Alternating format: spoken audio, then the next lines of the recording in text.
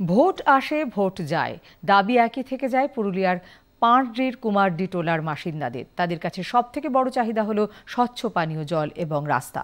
পুরুলিয়ার ঝালদা থানার মাঠারি খামার গ্রাম পঞ্চায়েতের পাঁড়ডি গ্রামের কুমারডি টোলায় বহু পরিবারের বসবাস। এই গ্রামের মানুষের পানীয় জলের জন্য এখনো ভরসা নদী। গ্রীষ্মে প্রায় শুকনো নদীবক্ষে গর্ত খুঁড়ে জল সংগ্রহ করেন গ্রামের মহিলারা।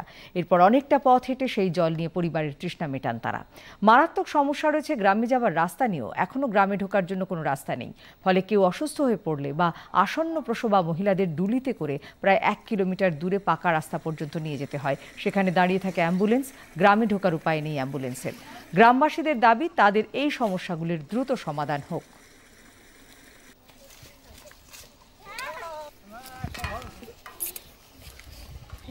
যতদিন না বাস করেছি ততদিন না আমাদের জলের সমস্যা।